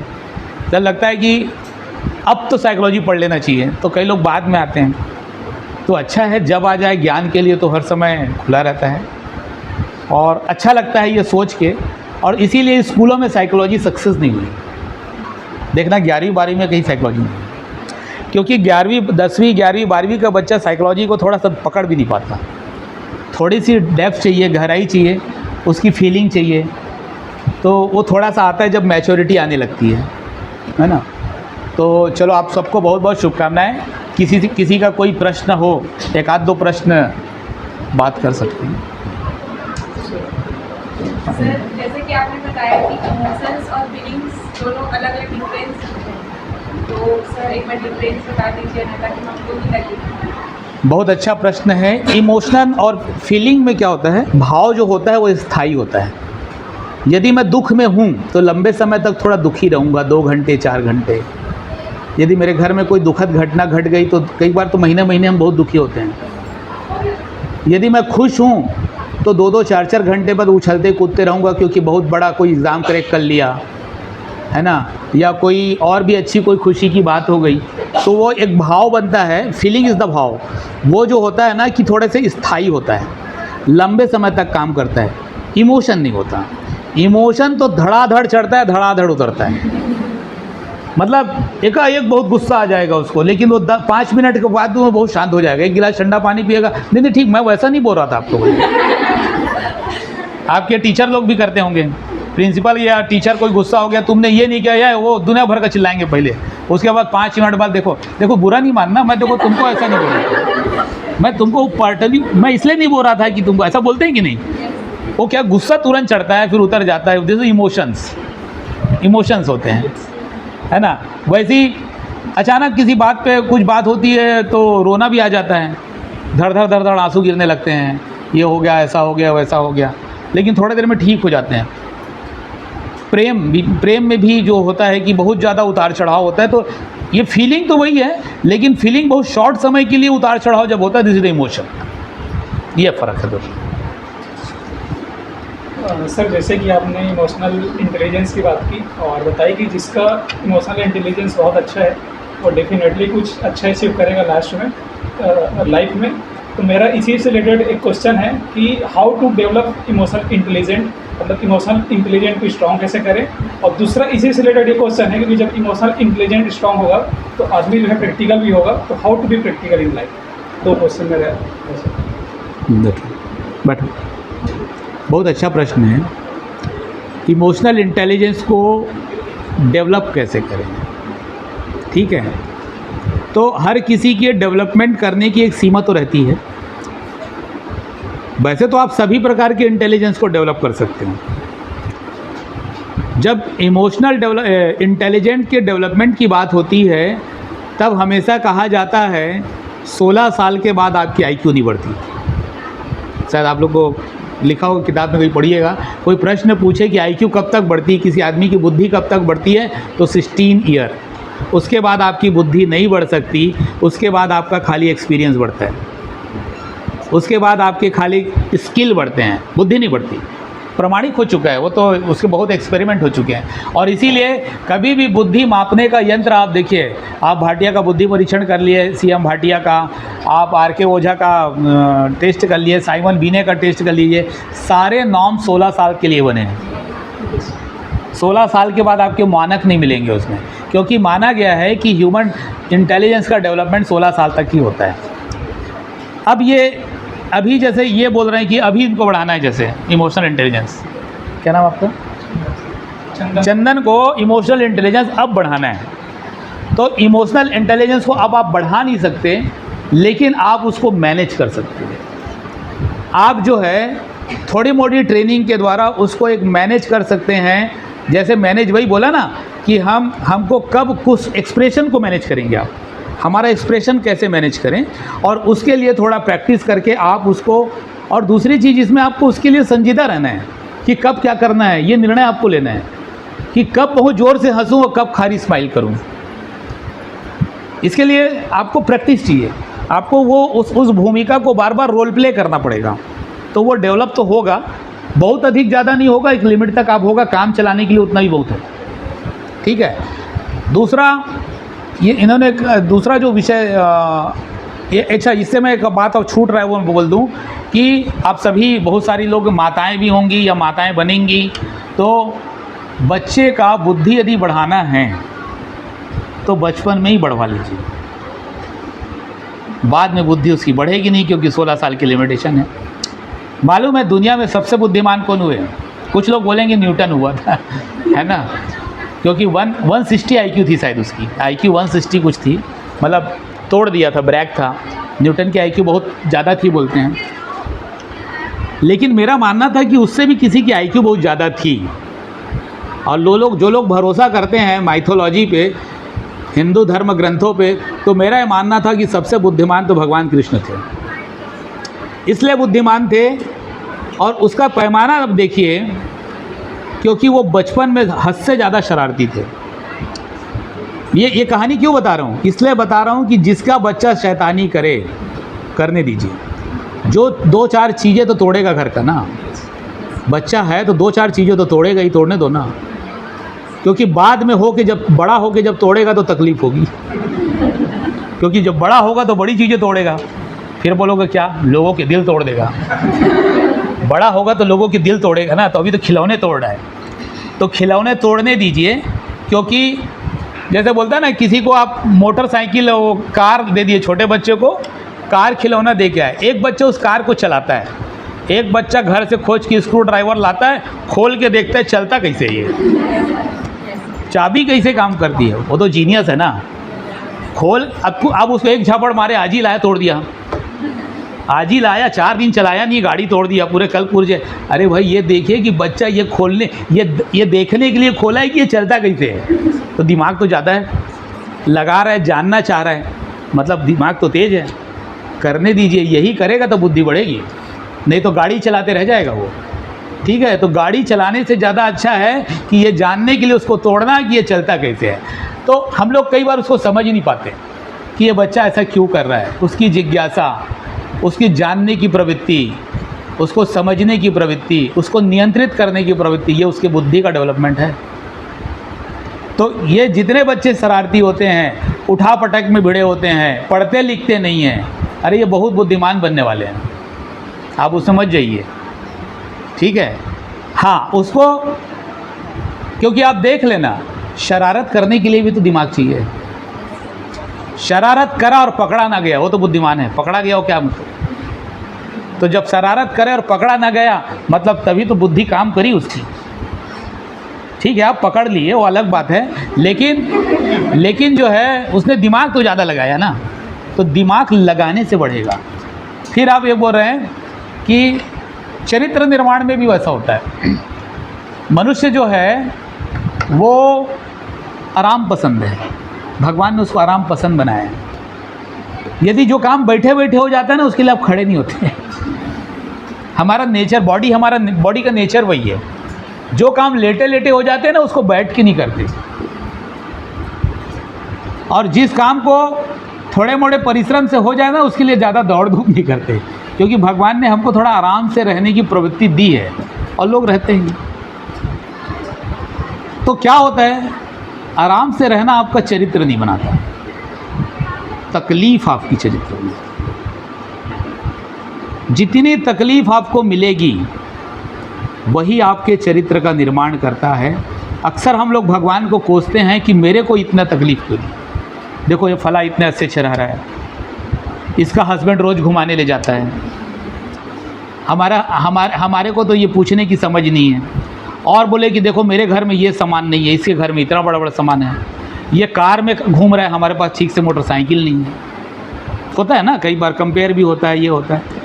तो आप ये ज़रूर देख रहे हो, सुख सुविधाएं आपके पास नहीं हैं, लेकिन वो आपका चरित्र निर्माण कर रहा है।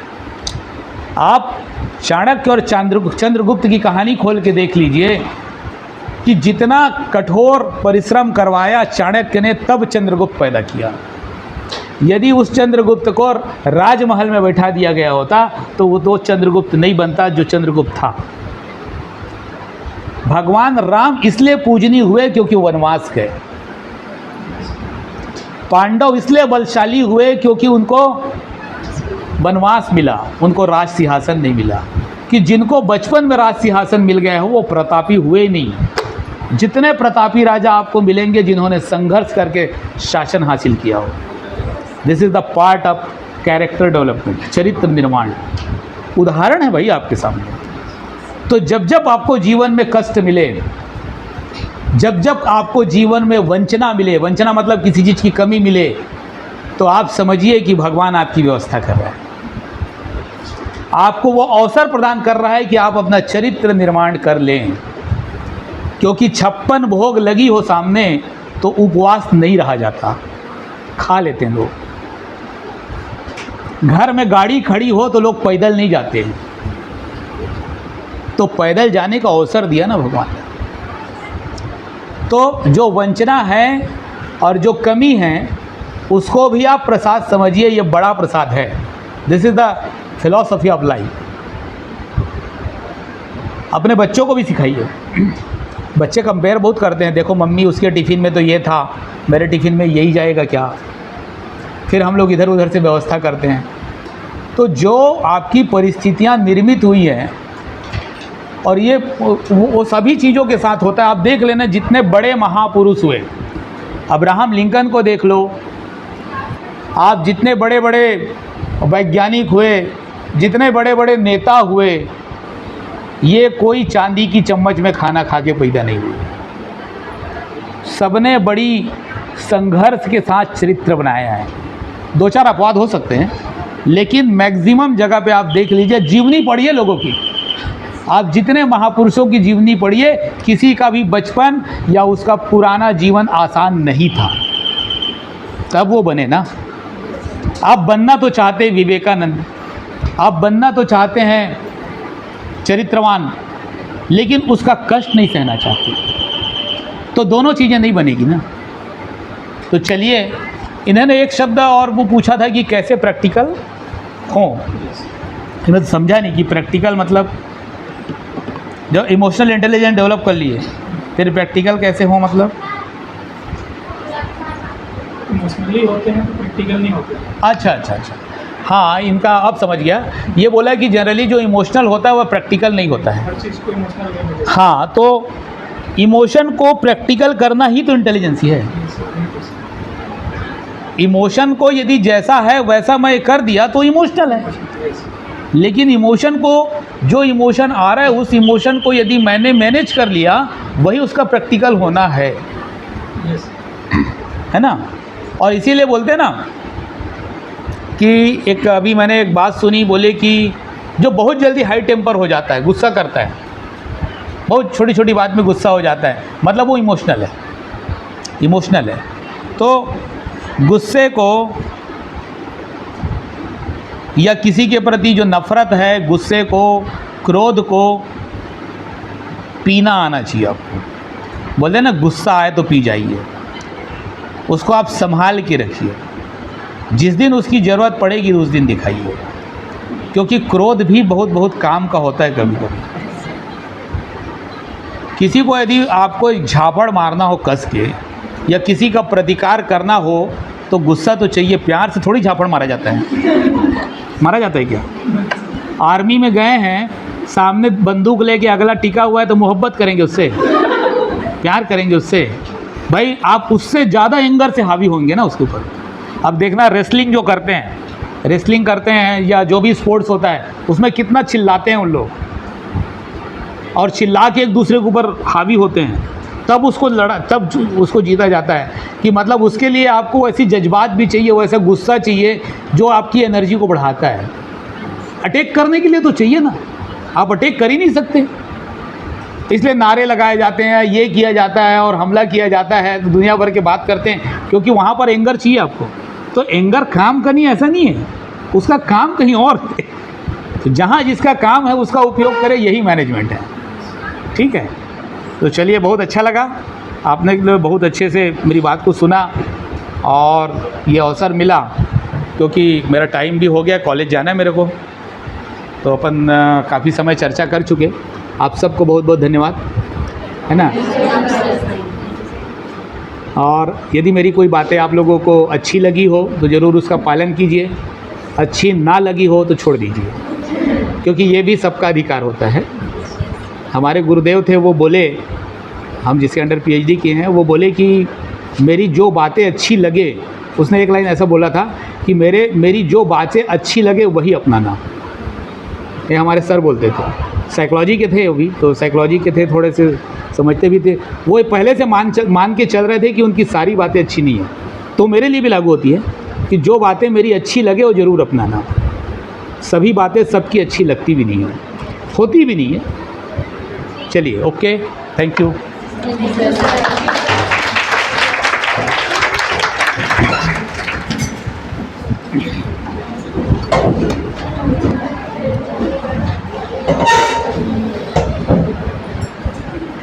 Thank you sir.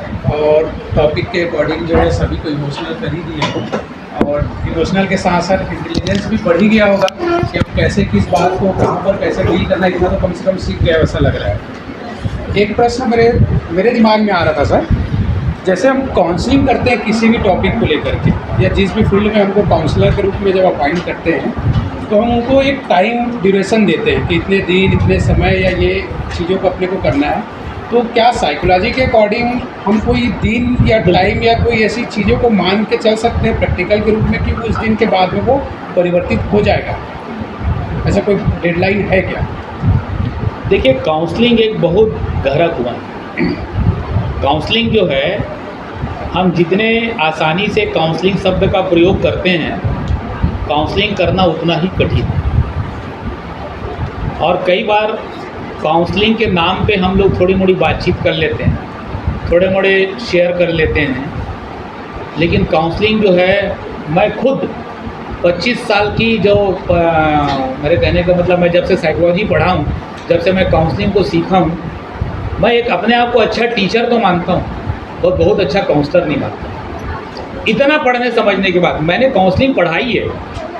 Educational psychology पे आप पढ़ेंगे, पीजी करेंगे एजुकेशनल साइकोलॉजी में, तो काउंसलिंग के 2 पेपर होते हैं, वो मैं पढ़ाया हूँ। काउंसलिंग की पूरी थ्योरी जानता हूँ, काउंसलिंग का पूरा मॉडल आपको बता दूंगा, लेकिन उसके बावजूद मैं अपने आप को बहुत अच्छा काउंसलर नहीं, क्योंकि उस ज्ञान को अपने चरित्र में उतारना और उसके बाद उसको अंजाम तक देना, वो इतना आसान नहीं होता, नंबर 1। दूसरी बात यह है कि काउंसलिंग में आपने जो पूछा प्रश्न, वो समय का है कि कितना समय लग सकता है कि किसी काउंसलिंग में। तो जिस प्रकार से किसी भी बीमारी का इलाज जो है, वो उसकी टाइमिंग पर निर्भर करता है कि उस बीमारी को ठीक करने के लिए कितना समय लगेगा, तो वैसे ही काउंसलिंग में ये डिपेंड करता है कि उसकी प्रॉब्लम कितनी गहरी है। यदि उसकी प्रॉब्लम बहुत गहरी है, भले मानसिक है, बहुत गहरी है, तो कई सेशन लग जाते हैं, कई महीने लग जाते हैं, साल लग जाते हैं उसको ठीक होने में। और इसलिए काउंसलर का काम बहुत ज़्यादा पेशेंस का है, और इसीलिए हिंदुस्तान में काउंसलिंग का प्रोफेशन सक्सेसफुल नहीं हुआ, क्योंकि लोग उतने दिन तक काउंसलिंग कराने नहीं आते जितनी उसकी रिक्वायरमेंट होती है। वो चाहता है कि 2 बार आप उससे बातचीत करें और उसको रिलीफ मिल जाए। तो उतने सेशन हुए नहीं, आपकी समस्या ज़्यादा बड़ी थी, आपको और सेशन की ज़रूरत थी, और बीच बीच में उसमें वो देने पड़ते हैं, ब्रेक देने पड़ते हैं, ताकि जो चीज़ आपने अभी फीड की है वो उसका असर दिखने लगे। जैसे बोला ना, आज एक गोली खिलाई तो वो गोली का 4 दिन तक असर रहेगा, तो वो 4 दिन का रेस्ट उसको मिलेगा। तो वो स्टेप बाय स्टेप जाता है। तो काउंसलिंग जो है वो बहुत लंबी प्रक्रिया है, बहुत धैर्यवान प्रक्रिया है। और काउंसलिंग के बारे में एक मिथक ये भी है कि काउंसलर जो है बहुत बोलना शुरू कर देता है। काउंसलिंग में बोलना है ही नहीं, केवल सुनना है। काउंसलिंग में यदि बोलने और सुनने के रेशियो को लिया जाए तो काउंसलिंग में आपको 10 से 20% बोलना है और 80 से 90% सुनना है, क्लाइंट को सुनना। यदि आपको सुनने की आदत नहीं है, बोलने की आदत है, तो टीचर बन जाइए, काउंसलर मत। टीचर को तो बोलना रहता है। और यदि आपको बहुत अच्छा नॉलेज है साइकोलॉजी में लेकिन बोलने की आदत नहीं है, सुनने की आदत है, तो आप काउंसलर बन जाइए, क्योंकि उसमें सुनना जाता है। और सुनना दुनिया का सबसे कठिन काम है, यही बता। एक छोटी सी काउंसलिंग के एरिया में हम लोग एक चुटकुला बताते हैं अक्सर। एक लिफ्ट थी, मल्टी स्टोरी बिल्डिंग थी, 2 काउंसलर रहते थे उसमें। 2 काउंसलर रहते थे, एक ओल्ड एज था जिन्होंने काफ़ी जीवन काउंसलिंग किया था, एक नया बना था। दोनों लिफ्ट से आते थे, लिफ्ट से जाते थे काउंसलिंग के लिए अपने एरिया। शाम को जब दोनों लौटते थे लिफ्ट में, तो जो पुराना बुजुर्ग काउंसलर था ना, वो एकदम फ्रेश रहता था, थका हुआ नहीं लगता था वो। और जो यंग काउंसलर होता था, जो नया काउंसलिंग शुरू किया था, एनर्जी बहुत रहती थी उसमें, ये करूँगा वो करूँगा, दुनिया भर के सपने रहते थे। वो एक दिन आदमी थक हार के आता था, तो लिफ्ट में वो देखता था, ये बुढ़ा तो यार इतना फ्रेश है, मैं इतना थक गया हूँ, इसमें राज क्या है, जबकि हम लोग दोनों काउंसलिंग करते हैं। और वो भी बहुत अच्छा काउंसलर था, उसका नाम था बुढ़े का। तो बोले कैसे, कुछ दिन पूछा उससे, तो सर एक बताइए सर राज क्या है ऐसे करके। तो बोला क्या बोल रहे हो? नहीं, इसका राज क्या है कि आप इतने फ्रेश हो और मैं इतना थक गया। तो फिर उसने क्या बोले, थोड़ा बार पूछा, तो उसके बाद फिर ना उसने दोनों कानों से रुई निकाला। हाँ, बोला अब बोलो क्या बोल रहे थे, बोला। तो समझ में आया कि वो किसी की बात सुनता ही नहीं था, सुनने का अभिनय करता था, और इसी अभिनय में उसने बहुत लोग को ठीक कर दिया। आप समझ रहे बात? आदमी की बीमारी ये नहीं है कि उसको बीमारी क्या है, उसको बीमारी बहुत बड़ी है कि उसको सुना नहीं जा रहा है। तो वो कान में रुई डाल के सुनने का अभिनय करता था, वो सबकी बात सुनता था, मतलब तथाकथित सुनता था, और लोग ठीक होते गए। लेकिन चूंकि उसने वास्तव में बात नहीं सुनी, इसलिए वो थका नहीं, क्योंकि सुनना बहुत थका हुआ है, बहुत थकान हो जाएगी अब लोगों की बात सुनते रहिए। तो वो, हालांकि ये रियल अच्छी प्रैक्टिस नहीं है, मतलब चुटकुला है ये। तो ये मैं बोलना चाह रहा था कि वो बात को, काउंसलिंग का काम सुनने का काम है, और यदि आप सुन नहीं पा रहे हैं तो आप बहुत अच्छे काउंसलर नहीं हैं। आप आधा घंटे बैठा दीजिए, बहुत परेशान है, आदमी को बोलने दीजिए। आप खुद मत बोलिए, आप सिर्फ हाउ बोलिए, बहुत अच्छा, ठीक है, ये 2-4 शब्द यूज़ करिए, आधा 1 घंटे तक बोलिए। वो आपको 200 रुपये दे के जाएगा, 500 रुपये, 1000 भी दे के जा सकता है। बहुत अच्छा लगा सर आपसे मिलकर, बोलेगा सही, ठीक है। तो काउंसलिंग में ना टाइम बहुत लगता है, और अलग अलग स्टेजेस होते हैं, किस लेवल पे कर रहे हैं, और इसका एक बहुत गहरा विज्ञान है। तो काउंसलिंग साइकोलॉजी अलग से पढ़ाई जाती है, तो वो एक अलग विषय। अच्छा, अलग अलग टाइप की आपका क्लिनिकल काउंसलिंग अधिक अलग होती है, एजुकेशनल काउंसलिंग अलग होती है, कैरियर काउंसलिंग अलग होती है, मैरिटल काउंसलिंग अलग होती है। तो जितनी प्रकार की दुनिया में समस्याएं, उतनी प्रकार की काउंसलिंग, ठीक है। और सब अलग अलग वेराइटीज है, और हर आदमी सब में माहिर भी नहीं हो सकता। बोला ना, जैसे बोला कि जो दांत का डॉक्टर है वो हार्ट ठीक नहीं कर सकता, हार्ट वाला हार्ट का करेगा, दांत वाला। तो काउंसलिंग भी वैसी है, बहुत डेप्थ है, तो बहुत ज़्यादा कड़ी समस्या है।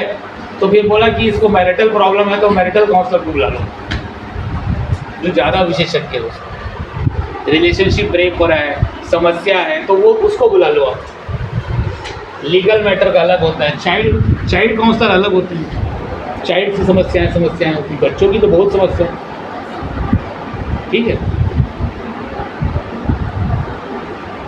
Thank you sir.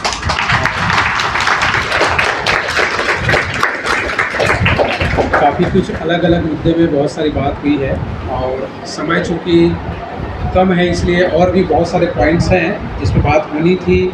सर चाह भी रहे थे करना है, जैसे कि किताब उन्होंने कहा कि पन्ने ही नहीं खोल पाए कि आपको जो बताना है, तो इसलिए क्योंकि जो चीज़ें उनको बताना था उसके पहले जो बेस जो बताना था वो बहुत सारी चीज़ें आपको बताया, और बहुत अच्छा सेशन अभी यहाँ पर गया है।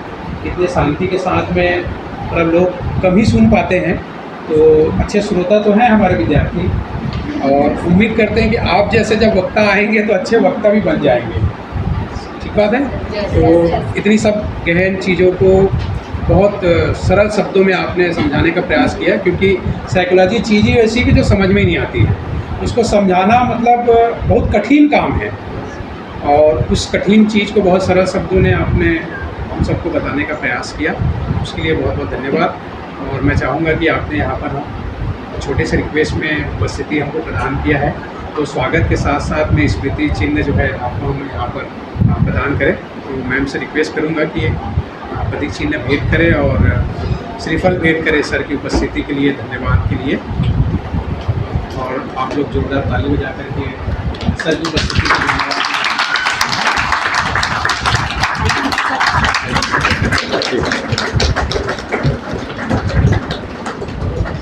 क्लियर है फोटो? हाँ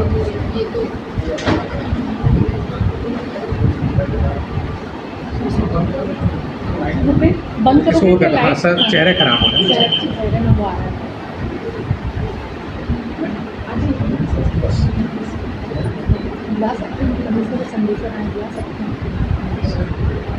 कुछ लो